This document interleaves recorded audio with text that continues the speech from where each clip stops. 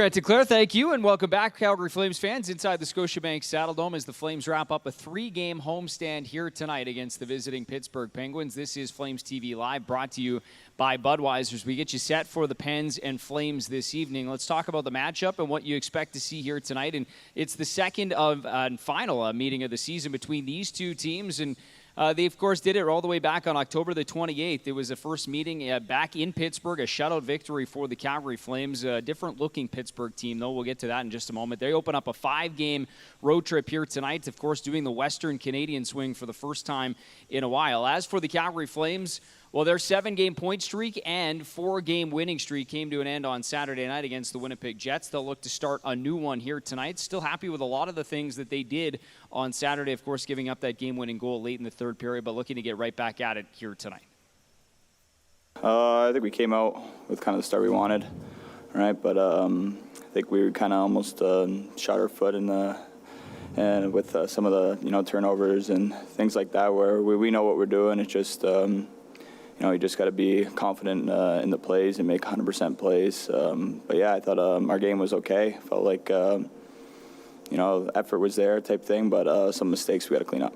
It's always pushing for more, and yeah, you can be happy with things, but you're never satisfied, right? So yeah, you could be happy with the effort and all that type of stuff, but you're not satisfied because you didn't get the result that you want, and in this league, it's about results. It's about results in games. It's results from individuals, results from the team, and like you said, we built that foundation, and that's something that we need to rely on as a group every single game. The important thing is playing well at home. We've done a good job at. We all know we've had a lot of games on the road this year and have been successful for the most part. But that doesn't mean that if you come home and you lose points at home. So I think it's important that we get back to playing our game that we got away from the last game against Winnipeg. But it's establishing a good home record and playing well here, and try to be consistent on our game as much as playing the same way here as we do on the road.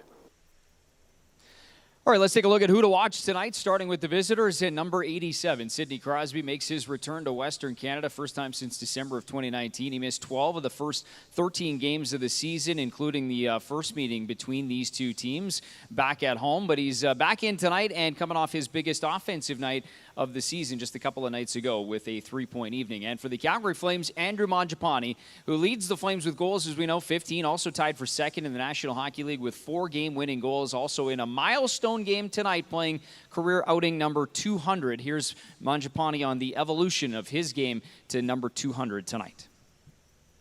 Got to do it. You go game by game and just focus on winning, right? That's why we're here is to win hockey games. It's not really about who scores or who gets an assist or whatever. It's more just it's coming down to winning hockey games, right, and getting the 2 points. So that's my focus coming into the rink every day, is just to focus on my game and focus on getting the 2 points whatever way I can to help the team win. Go ahead, sorry. All right, let's talk about the visitors here tonight. As mentioned, it is a different-looking lineup than the one the Calgary Flames saw in Pittsburgh. A few guys now back from injury and COVID-related illnesses, so they are into the lineup now here tonight. First trip into Western Canada for the Pittsburgh Penguins since December of 2019, and first trip, as we know, for Sidney Crosby as well. Also, as the Calgary Flames, no big test, but also a big thrill playing against one of the best. Yeah, it's cool. I think I'm probably 9 or 10 years old. I came to the Dome to watch him in pregame skate. So it was pretty cool, but it's even cooler playing with Milan Lucic. He was by far my favorite player when I was 10 years old. So yeah, it's better sitting beside him. They're going to play hard throughout their lineup, no matter who's in and who's out. Like you said, there's some key guys coming back in that weren't in the last time we played them, with Crosby, Carter, Letang. Especially they had a 5-on-3 on us. Maybe it's a different game if those guys are out there for it. But yeah, they play hard throughout their lineup, and like you said, they played us hard last time, so we expect the same type of game. It's been pretty evenly matched other than a few games. And whenever Sidney Crosby comes to town, there's a lot of electricity in the building, which only happens once a year and haven't had it in a few years now. So I'm sure the building will be very excited and very juiced up. And that's a great hockey team over there. They really are. And coming off a loss, which, hasn't happened too much this year, but, we can't lose 2 in a row. Jacob Markstrom was sensational in that hockey game back in Pittsburgh on October the 28th, made 45 saves in the shutout victory. All right, let's take a quick break. When we come back, a conversation with Flames defenseman Oliver Shillington. All of us at Calgary Sports and Entertainment are thrilled to welcome you back to the Scotiabank Saddledome and would like to share some important updates and reminders. Attending the game should be a fun night out, but as fans, we are all in this together when it comes to taking on the common opponent of COVID-19. So please do your part. Much like our players, everyone has their own equipment preferences. Face coverings are required based on current AHS guidelines, so please remember to bring one and ensure you're wearing it unless actively eating or drinking. Every team needs good defense, so if you feel the urge to cough or sneeze, please do so into your elbow or a tissue. Please also remember to wash your hands frequently with warm, soapy water. Additionally, we have added many conveniently located hand sanitizing stations throughout the Scotiabank Saddledome. No one ever wants to miss a game, but we ask that you please stay home if you're feeling unwell or believe that you may have been exposed to COVID-19. Under some circumstances, the puck may be propelled into the spectator area with enough force to cause serious injury. If you are struck, immediately ask the nearest usher for help and directions to the medical station. Perhaps most importantly, please make sure you are kind and respectful to one another, as well as the venue staff, who are working hard to ensure the best possible experience for our patrons.